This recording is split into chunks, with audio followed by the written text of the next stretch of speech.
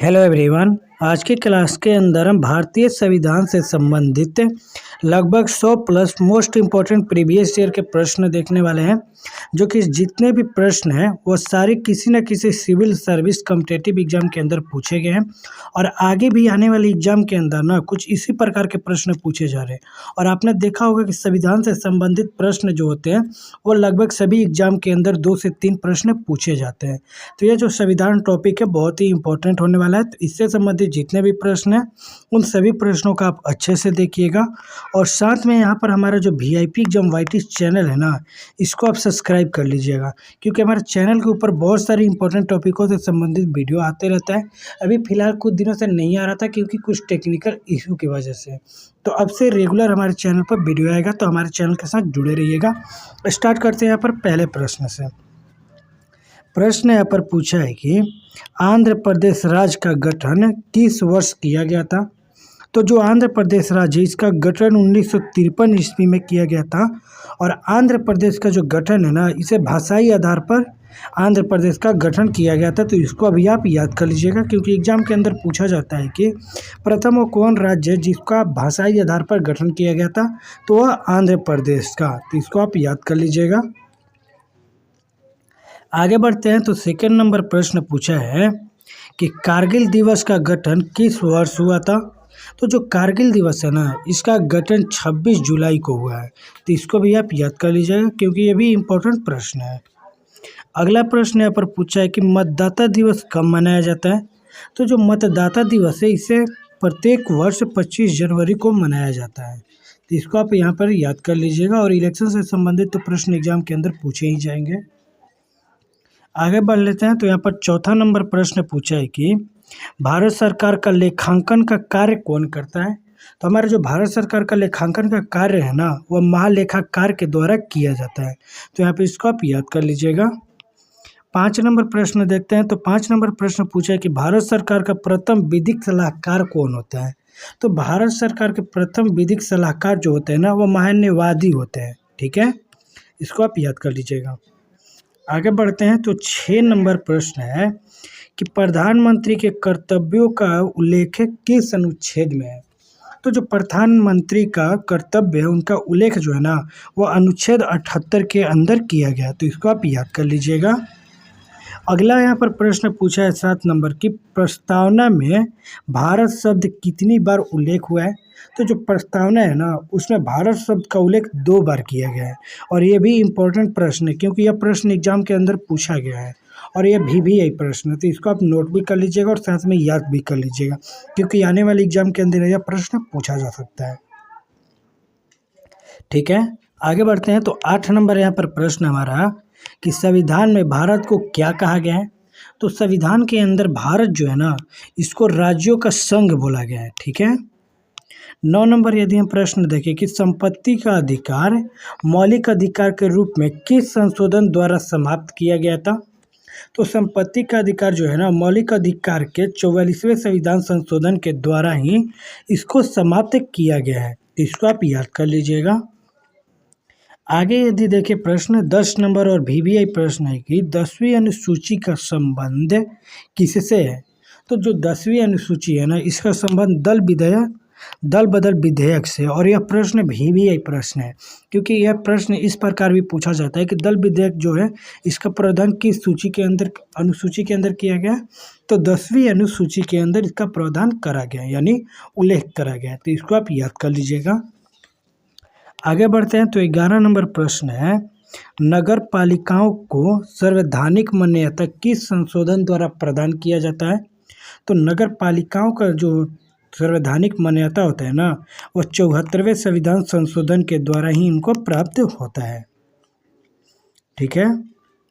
12 number प्रश्न देख लेते हैं कि पंचायती राज दिवस कब मनाया जाता है।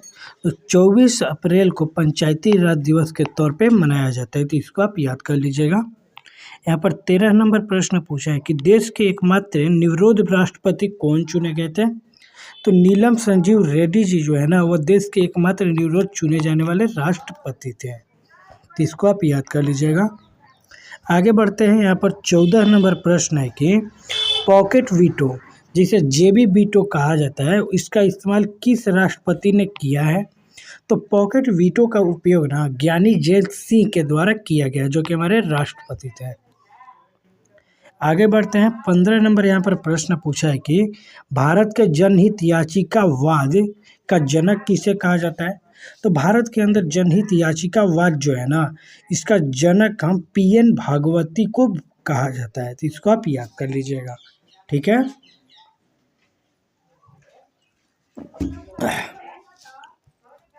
आगे बढ़ जाते हैं। यहाँ पर 16 नंबर प्रश्न पूछा है, संयुक्त उच्च न्यायालय की स्थापना किसके द्वारा की जाती है? तो संसद के द्वारा संयुक्त उच्च न्यायालय जो है ना, इसका स्थापना करा जाता है। ठीक है। 17 नंबर यदि हम प्रश्न देखें कि 17वीं संविधान सभा के उपाध्यक्ष कौन थे? तो 17वें संविधान सभा के उपाध्यक्ष जो थे ना, HC मुखर्जी जी थे, तो इसको आप याद कर लीजिएगा। आगे यदि बढ़े तो 18 नंबर प्रश्न हमारा कि प्रारूप समिति के अध्यक्ष कौन थे? तो डॉक्टर भीमराव अंबेडकर जी जो है ना, वो प्रारूप समिति के अध्यक्ष थे, तो इसको आप याद कर लीजिएगा। 19 नंबर प्रश्न देखते हैं। तो 19 नंबर यहाँ पर प्रश्न पूछा है कि भारत में संविधान सभा के निर्माण का आधार क्या था? तो हमारे भारत के अंदर जो संविधान सभा का गठन करा गया था, उनका निर्माण करा गया था, वो किस आधार पर करा गया था? तो कैबिनेट मिशन योजना जो था ना 1946 में, उसी के आधार पर संविधान सभा का निर्माण करा गया था। ठीक है। आगे बढ़ते हैं। तो अगला यहाँ पर 20 नंबर प्रश्न पूछा है कि भारत के संविधान को अंगीकृत करने की तिथि क्या थी? यानी जो भारत का संविधान है, इसको स्वीकारने की तिथि क्या थी? तो 26 नवंबर 1949 ईस्वी को भारत का संविधान को अंगीकृत किया गया था, तो यहाँ पर इसको आप याद करिएगा। और यहीं पे 21 नंबर प्रश्न पूछा हुआ है कि भारत के संविधान को लागू कब किया गया था? तो 26 जनवरी 1950 ईस्वी को भारत का जो संविधान है, इसको लागू किया गया था। यानी अंगीकृत कब किया गया था? तो 26 नवंबर 1949 ईस्वी को, और लागू कब किया गया था? 26 जनवरी 1950 ईस्वी को। तो यहाँ पर आप दोनों को याद कर लीजिएगा, क्योंकि दोनों VVI प्रश्न है, यहाँ पर कंफ्यूज मत होइएगा आप। आगे बढ़ते हैं। तो 22 नंबर प्रश्न पूछा है कि संविधान सभा की प्रथम बैठक के अध्यक्ष कौन थे? तो संविधान सभा के अंदर जो प्रथम बैठक हुआ था ना, उसका अध्यक्ष थे सच्चिदानंद सिन्हा, जो कि अस्थायी अध्यक्ष थे। और यहीं पे यदि अस्थायी अध्यक्ष पूछ दे तो डॉक्टर राजेंद्र प्रसाद जो थे ना, वो अस्थायी अध्यक्ष थे, और अस्थायी अध्यक्ष सच्चिदानंद सिन्हा थे। तो यहाँ पर हमें दोनों में कंफ्यूज नहीं होना है। आगे यदि हम प्रश्न देखें कि संविधान सभा की पहली बैठक कब हुई थी? तो 9 दिसंबर 1946 ईस्वी को संविधान सभा का पहला बैठक हुआ था।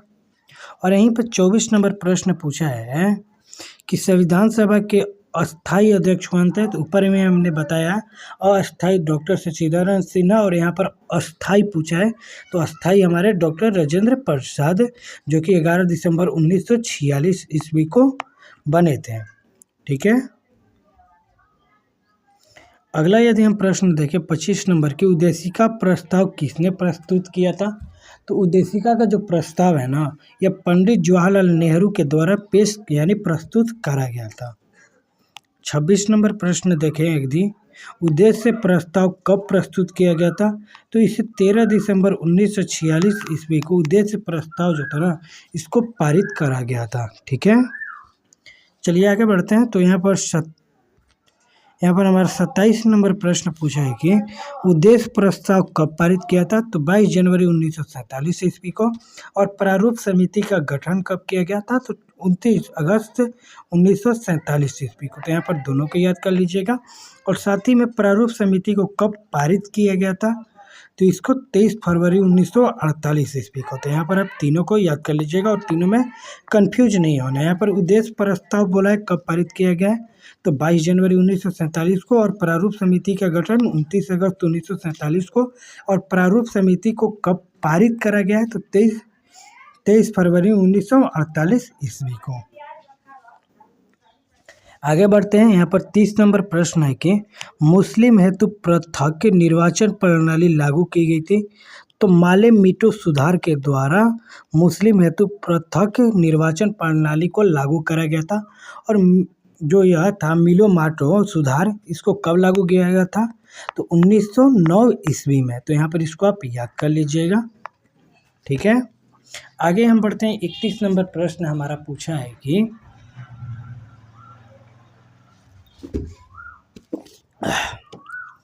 31 नंबर यहाँ पर प्रश्न पूछा है कि झंडा समिति के अध्यक्ष कौन थे? तो जेबी कृपलानी जी जो थे ना, वो झंडा समिति के अध्यक्ष थे, ठीक है। 32 नंबर यदि हम प्रश्न देखें कि कैबिनेट मिशन में संविधान सभा के सदस्यों की संख्या कितनी निर्धारित की गई है? तो कैबिनेट मिशन के अंदर ना संविधान सभा के सदस्यों की जो संख्या है वो 389 नियुक्त करा गया है, ठीक है। आगे बढ़ते हैं। 33 नंबर प्रश्न पूछा है कि संविधान निर्माण के समय संविधान में कितनी अनुसूचियाँ थी? तो जब संविधान का निर्माण हो रहा था उस टाइम पर संविधान के अंदर टोटल 8 अनुसूचियाँ थी। तो यहाँ पर इसको आप याद कर लीजिएगा। और यहाँ पर आपको कमेंट करके बताना है कि अभी प्रेजेंट में भी संविधान के अंदर कितने अनुसूचियाँ का प्रावधान करा गया है, इसका आंसर आपको कमेंट करके बताना है।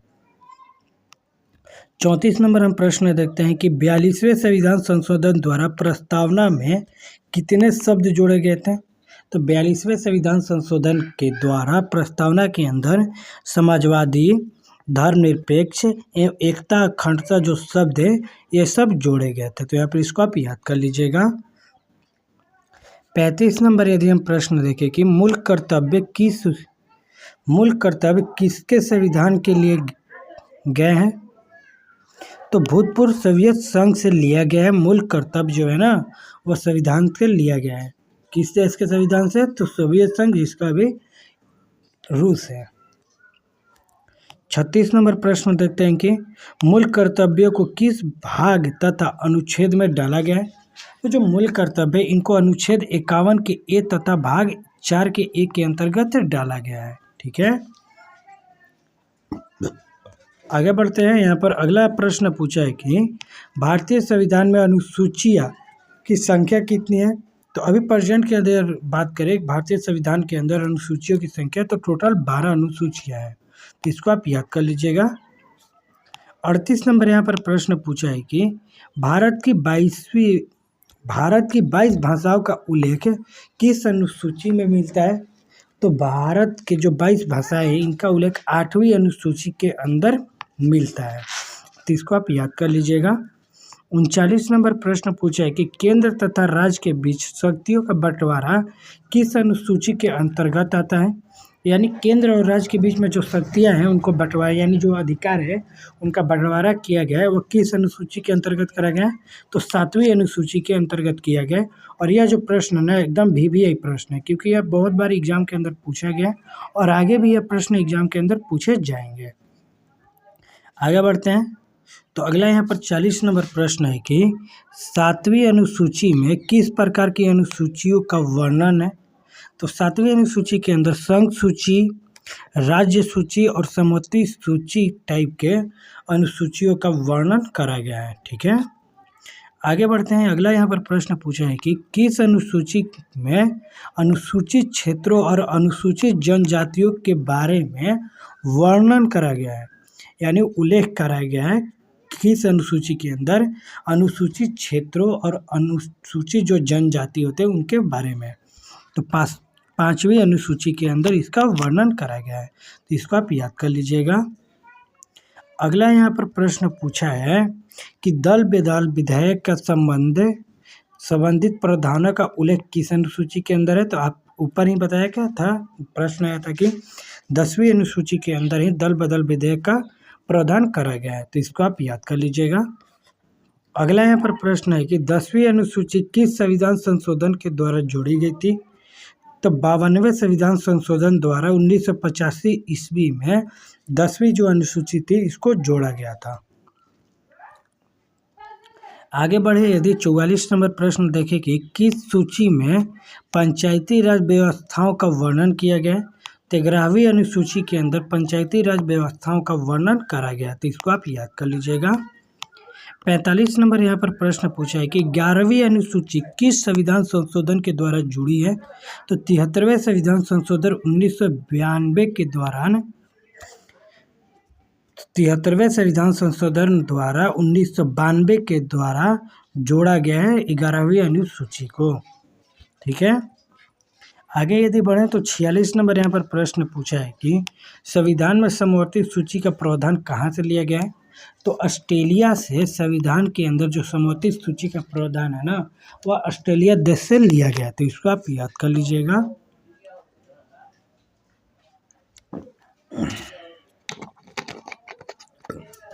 आगे बढ़ते हैं। अगला यहाँ पर प्रश्न पूछा है कि 92वें संविधान संशोधन द्वारा कौन कौन सी भाषाएं जोड़ी गई है? तो 92वें संविधान संशोधन के द्वारा बोडो, डोगरी, मैथिली, संथाली जो भाषा है ना, ये जोड़ा गया है संविधान के अंदर, और इसको शॉर्ट में हम BDMS बोल सकते हैं। B यानी बोडो, D यानी डोगरी, M मतलब मैथिली और S मतलब संथाली जो भाषा है, यह संविधान के अंदर जोड़ा गया था 92वें संविधान संशोधन के द्वारा। ठीक है, आगे बढ़ते हैं। तो अगला यहाँ पर प्रश्न है कि मूल कर्तव्य किस अनुशंसा पर जोड़े गए थे? तो जो मूल कर्तव्य है ना, वह सरदार पूर्ण सिंह के अनुशंसा पर ही जोड़े गए थे संविधान के अंदर। अगला यहाँ पर प्रश्न है 49 नंबर की अवशिष्ट शक्तियों को केंद्र को सौंपने का लक्षण जो है वह किससे लिया गया है? तो कनाडा के संविधान से केंद्र की शक्तियों को सौंपने का लक्षण लिया गया है। आगे बढ़े, यहाँ पर 50 नंबर प्रश्न है कि संविधान संशोधन प्रक्रिया कहाँ से ली गई है? तो दक्षिण अफ्रीका से लिया गया संविधान के अंदर संशोधन करने की प्रक्रिया। ठीक है, 51 नंबर यहाँ पर प्रश्न पूछा है कि किस अधिनियम द्वारा भारत का गवर्नर जनरल पद सुनिश्चित किया गया है? तो 1833 का जो चार्टर एक्ट अधिनियम था ना, उसके द्वारा ही गवर्नर जनरल का पद निर्धारित करा गया है, यानी सूचित करा गया है। अगला यहाँ पर 52 नंबर प्रश्न है कि वायसराय का पद कब सूचित किया जाता है? तो 1858 का भारत शासन अधिनियम के द्वारा ही वायसराय का पद जो सूचित किया गया था। अगला यहाँ पर 53 नंबर प्रश्न है कि भारत के प्रथम वायसराय कौन थे? तो लॉर्ड कैनिंग जो थे ना, वो भारत के प्रथम वायसराय थे, तो इसको आप यहाँ पर याद कर लीजिएगा। और 54 नंबर प्रश्न देखें यदि, तो यहाँ पर 54 नंबर प्रश्न पूछा है कि 54 नंबर प्रश्न पूछा है कि बंगाल के पहले गवर्नर कौन थे? तो वारन हेस्टिंग जो थे ना, वह बंगाल के पहले गवर्नर थे।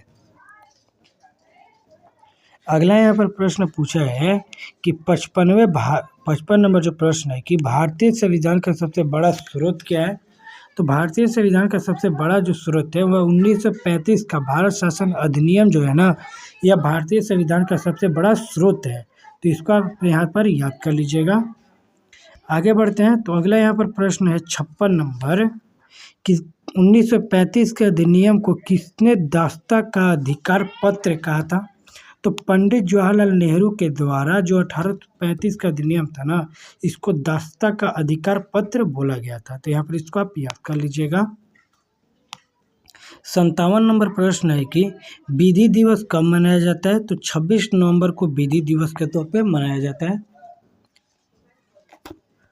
आगे बढ़ते हैं। 58 नंबर यहाँ पर प्रश्न पूछा है कि प्रथम बार राष्ट्रीय ध्वज कब फहराया गया था?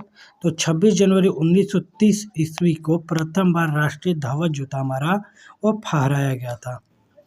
59 नंबर यहाँ पर प्रश्न पूछा है कि कांग्रेस के किस अधिनियम में पूर्ण स्वराज की घोषणा हुई है?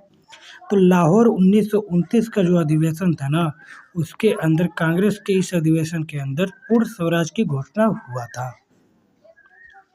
आगे यदि बढ़े 60 नंबर प्रश्न, तो डॉक्टर भीमराव अंबेडकर किस प्रदेश से संविधान सभा के सदस्य थे? तो वह मुंबई से संविधान सभा के सदस्य थे डॉक्टर भीमराव अंबेडकर।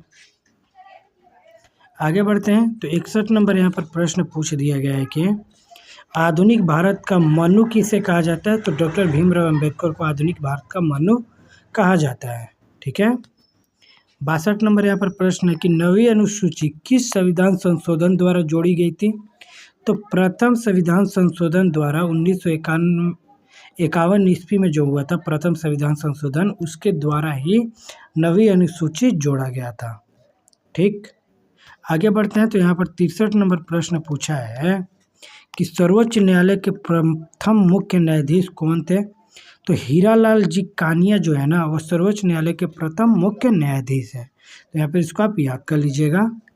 अगला यहाँ पर 64 नंबर प्रश्न पूछा है कि राष्ट्रीय ध्वज की डिजाइन किसने तैयार किया था? तो पिंगली वेंकैया के द्वारा राष्ट्रीय ध्वज का जो डिजाइन था ना, उसको तैयार करा गया था। तो यहाँ पर इसको आप याद कर लीजिएगा क्योंकि सारे प्रश्न एकदम वीवीआई प्रश्न है। आगे बढ़ते हैं। यहाँ पर 65 नंबर प्रश्न पूछ दिया गया है कि हम भारत के लोग जैसे शब्दावली का उल्लेख संविधान में कहाँ किया गया है? तो प्रस्तावना के अंदर करा गया है। ठीक है। 66 नंबर प्रश्न है कि मतदाता की आयु जो होता है वह 21 वर्ष से घटाकर 18 वर्ष किया गया है किस संविधान के किस संशोधन के द्वारा? तो 61वें संविधान संशोधन जो कि 1989 ईस्वी में हुआ था, वह 61वें संविधान संशोधन के द्वारा ही जो मत यानी वोट देने का अधिकार 21 वर्ष था, उसको घटाकर 18 वर्ष करा गया था। ठीक है। अगला प्रश्न देख लेते हैं। तो यहाँ पर प्रश्न पूछा है कि शिक्षण संस्थानों में धार्मिक शिक्षा का प्रतिबंध किस अनुच्छेद के तहत लगाया गया है? तो अनुच्छेद 28 के तहत लगाया गया था। आगे बढ़ते हैं। तो अगला यहाँ पर प्रश्न पूछा है मंत्रिमंडल शब्द का उल्लेख किस अनुच्छेद में है? तो मंत्रिमंडल जो शब्द है ना, इसका उल्लेख अनुच्छेद 352 के अंदर करा गया है। आगे बढ़ते हैं। 69 नंबर यहाँ पर प्रश्न है कि संविधान सभा के संवैधानिक सलाहकार कौन थे? तो संविधान सभा के अंदर जो संवैधानिक सलाहकार थे वो सर BN राव जी थे। तो इसको आप यहाँ पर याद करिएगा। आगे यदि बढ़े 70 नंबर प्रश्न, तो यहाँ पर 70 नंबर प्रश्न पूछा है कि पंचायती राज संस्थाओं को संवैधानिक मान्यता हेतु किस समिति से सिफारिश की थी? तो लक्ष्मी मल्लव सिंघवी के द्वारा ही यहाँ पर प्रश्न पूछा है 70 नंबर की पंचायती राज संस्थाओं को संवैधानिक मान्यता हेतु किस समिति से सिफारिश की गई थी? तो लक्ष्मी मल्लव सिंघवी समिति के द्वारा ही इसको सिफारिश करा गया था। आगे बढ़ते हैं। तो 71 नंबर प्रश्न है कि न्यायिक समीक्षा की अवधारणा कहाँ से ली गई है? तो अमेरिका से लिया गया न्यायिक समीक्षा का अवधारणा। तो यहाँ पर इसको आप याद करिएगा। 72 नंबर प्रश्न है कि भारत में प्रथम आम चुनाव कब हुआ था? तो 1951 और 1952 के बीच ही भारत के अंदर प्रथम आम चुनाव जो है इसका आम चुनाव हुआ था। ठीक है। 73 नंबर प्रश्न देख लेते हैं जो कि प्रश्न पूछा है कि संविधान संशोधन द्वारा प्रस्तावना में संशोधन किस संशोधन के द्वारा किया गया था? तो 42वें संविधान संशोधन के द्वारा ही प्रस्तावना के अंदर संशोधन करा गया था। ठीक है। आगे बढ़ते हैं जो कि 74 नंबर प्रश्न पूछा है कि मौलिक अधिकार किस देश के संविधान से लिया गया है? तो अमेरिका के संविधान से मौलिक अधिकार जो है ना वो लिया गया है। ठीक है। 75 नंबर प्रश्न देखते हैं कि 75 नंबर प्रश्न पूछा है ईस्ट इंडिया कंपनी के शासन का अंत किस अधिनियम द्वारा किया गया था? तो 1858 का जो भारत का शासन अधिनियम था ना, उसके द्वारा ही ईस्ट इंडिया कंपनी का अंत हुआ था। 76 नंबर प्रश्न पूछा है कि संसद की प्रथम बैठक कब हुई थी? तो संसद का जो प्रथम बैठक हुआ था वो 13 मई 1952 ईस्वी को हुआ था। तो यहाँ पर इसको आप याद कर लीजिएगा। आगे बढ़ते हैं। तो 77 नंबर प्रश्न पूछा है 73वें और 74वें संविधान संशोधन के समय देश के प्रधानमंत्री कौन थे? तो जो 73वें और 74वें संविधान संशोधन हुआ था ना, उस टाइम पे देश के प्रधानमंत्री थे PV नरसिम्हा राव। और यह प्रश्न वीवीआई प्रश्न है, कई बार एग्जाम के अंदर पूछा गया है और आगे भी यह प्रश्न एग्जाम के अंदर पूछा जाएगा। तो इस प्रश्न को आप नोट भी करिएगा और साथ में याद भी करिएगा। ठीक है। अगला यहाँ पर 78 नंबर प्रश्न पूछ दिया गया है कि महाभियोग की प्रक्रिया का उल्लेख किस अनुच्छेद में है। तो अनुच्छेद 61 के अंदर महाभियोग प्रक्रिया का उल्लेख करा गया है। ठीक है। 79 नंबर प्रश्न है कि भारतीय संविधान का मेगा कार्ड किस भाग को कहा जाता है। तो भारतीय संविधान का मेगा कार्ड जो है ना वो भाग 3 को कहा जाता है, यानी मौलिक अधिकार भाग 3 जो है ना इसको मेगा कार्ड कहा जाता है। तो यहाँ पर इसको आप याद कर लीजिएगा। आगे यदि बढ़ें तो अगला यहाँ पर 80 नंबर प्रश्न पूछा है, डॉक्टर भीमराव अंबेडकर ने किस संविधान को भारतीय संविधान की आत्मा कहा था।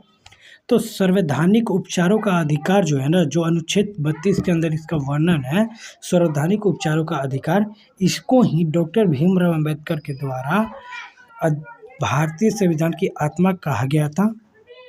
81 नंबर प्रश्न देखते हैं कि राज्यसभा का पदेन सभापति कौन होता है। तो जो उपराष्ट्रपति होते हैं ना वह राज्यसभा के पदेन सभापति होते हैं। तो इसको आप याद कर लीजिएगा। आगे यहाँ पर प्रश्न पूछा है 82 नंबर कि राष्ट्रपति संसद में कितने सदस्यों को मनोनीत करता है। तो राष्ट्रपति के द्वारा संसद के अंदर टोटल 14 सदस्यों को मनोनीत किया जाता है, जिसके अंदर राज्यसभा के टोटल 12 सदस्यों को मनोनीत करते हैं और लोकसभा के 2 सदस्यों को वह मनोनीत करते हैं। ठीक है। 83 नंबर प्रश्न है कि दोनों सदनों की संयुक्त बैठक को बुला सकता है। तो दोनों सदनों की संयुक्त बैठक जो है ना वह राष्ट्रपति के द्वारा ही बुलाया जाता है। ठीक है। 84 नंबर प्रश्न है कि राष्ट्रपति किस अनुच्छेद के द्वारा दोनों सदनों की संयुक्त बैठक बुलाता है। तो अनुच्छेद 108 के अंतर्गत ही राष्ट्रपति दोनों सदनों के संयुक्त बैठक को बुलाता है। ठीक है। आगे बढ़ते हैं तो 85 नंबर प्रश्न पूछा है कि धन विधेयक किस अनुच्छेद में उल्लेखित है। तो जो धन विधेयक है ना वो अनुच्छेद 110 के अंदर इसका उल्लेख करा गया है। तो यहाँ पर इसको आप याद कर लीजिएगा। 86 नंबर प्रश्न देख लेते हैं, जो कि प्रश्न पूछा है कि संसद में धन विधेयक को प्रस्तुत करने के पूर्व किसकी अनुमति आवश्यक होती है। तो राष्ट्रपति का अनुमति होना आवश्यक होता है संसद के अंदर यदि धन विधेयक को प्रस्तुत करने के पूर्व। आगे बढ़ते हैं। यहाँ पर 87 नंबर प्रश्न पूछा है भारत का राष्ट्रपति किस अनुच्छेद के अंतर्गत आता है। तो जो भारत के राष्ट्रपति होते हैं ना वह अनुच्छेद 52 के अंतर्गत आते हैं। तो यहाँ पर इसको आप याद कर लीजिएगा। 88 नंबर प्रश्न पूछा है कि भारत का उपराष्ट्रपति किस अनुच्छेद के अंतर्गत आता है। तो अनुच्छेद 63 के अंतर्गत आते हैं भारत के जो उपराष्ट्रपति होते हैं। ठीक है। 89 नंबर प्रश्न है कि कौन अपने पद की शपथ नहीं लेता है। तो जो लोकसभा के अध्यक्ष होते हैं ना ये अपने पद की शपथ नहीं लेते हैं। ठीक है। आगे बढ़ते हैं तो 90 नंबर यहाँ पर प्रश्न पूछा है धन विधेयक को संसद के किस सदन में पेश किया जाता है। तो लोकसभा के अंदर धन विधेयक को पेश करा जाता है। आगे यदि बढ़े तो 91 नंबर प्रश्न यहाँ पर पूछा है कि राष्ट्रीय आपात किस में कौन सा अनुच्छेद का निलंबन को जाता है। तो अनुच्छेद 19 के निलंबन को जाती है जो राष्ट्रीय आपात लगाया जाता है। 92 नंबर यहाँ पर प्रश्न है कि किस संशोधन द्वारा संपत्ति के मूल अधिकार को एक कानूनी अधिकार बनाया गया था। तो 44वें संविधान संशोधन जो हुआ था 1979 ईस्वी में उसके द्वारा ही जो संपत्ति के अधिकार था इसको कानूनी अधिकार बनाया गया था। तो यहाँ पर इसको आप याद कर लीजिएगा। 93 नंबर प्रश्न है कि किस संविधान संशोधन के द्वारा दिल्ली को राष्ट्रीय राजधानी का दर्जा दिया गया है। तो 69वें संविधान संशोधन के द्वारा दिल्ली को राष्ट्रीय राजधानी का दर्जा दिया गया है। आगे बढ़ते हैं तो 94 नंबर यहाँ पर प्रश्न पूछा है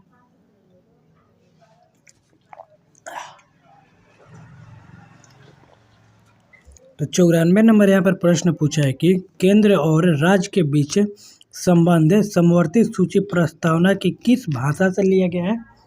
तो ऑस्ट्रेलिया देश से केंद्र और राज्य के बीच का जो समवर्ती सूची का प्रस्तावना है, इसको प्रस्तावना की जो भाषा है ना वो ऑस्ट्रेलिया देश से लिया गया है।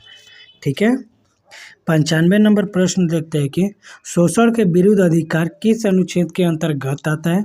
तो अनुच्छेद 23 और 24 के अंतर्गत आता है शोषण के विरुद्ध अधिकार। 96 नंबर प्रश्न है कि धार्मिक स्वतंत्रता का अधिकार किस अनुच्छेद के अंतर्गत आता है। तो अनुच्छेद 25 के अंतर्गत आता है धार्मिक स्वतंत्रता का अधिकार। ठीक है ना। 97 नंबर प्रश्न देखते हैं कि प्रांतीय संविधान समिति के अध्यक्ष कौन थे। तो सरदार वल्लभ भाई पटेल जी जो है ना वो प्रांतीय संविधान समिति के अध्यक्ष हैं। 98 नंबर यहाँ पर प्रश्न पूछा है कि प्राक्कलन समिति में कितने और किस सदन के सदस्य होते हैं। तो लोकसभा के टोटल 30 सदस्य होते हैं प्राक्कलन समिति के अंदर। 99 नंबर प्रश्न पूछा है कि लोक लेखा समिति में कितने और किस सदन के सदस्य होते हैं। तो 22 सदस्य होते हैं लोकसभा के, 15 इसमें और राज्यसभा के 7 सदस्य होते हैं लोक लेखा समिति के अंदर। 100 नंबर प्रश्न है और लास्ट यहाँ पर हमारा प्रश्न पूछा है कि 14 वर्ष से कम आयु के बच्चे कारखाने में काम नहीं कर सकते हैं, किस अनुच्छेद के द्वारा कहा गया है। तो यानी 14 वर्ष से कम उम्र के जो बच्चे हैं ना वह कारखाने के अंदर काम नहीं करेंगे, यह संविधान के किस अनुच्छेद के अंदर इसका उल्लेख करा गया है या कहा गया है। तो अनुच्छेद 24 के अंदर इसका उल्लेख करा गया है। तो यहाँ पर इसको आप याद कर लीजिएगा। तो ऐसे में और important GK GS current affair के लिए आप हमारे वीआईपी एग्जाम वाईटी चैनल के साथ जुड़ जाइए, क्योंकि हमारे चैनल पर बहुत सारे इंपॉर्टेंट टॉपिकों से संबंधित वीडियो अपलोड किया जाता है जो कि आपके आने वाले एग्जाम के लिए बहुत ही महत्वपूर्ण होंगे। क्योंकि जितने भी प्रश्न लिया जाता है ना वो या तो VVI प्रश्न होते हैं या प्रीवियस ईयर के प्रश्न होते हैं जो कि आगे एग्जाम के अंदर पूछे जाएंगे, उसी टाइप के प्रश्न हम लेते हैं। ठीक है।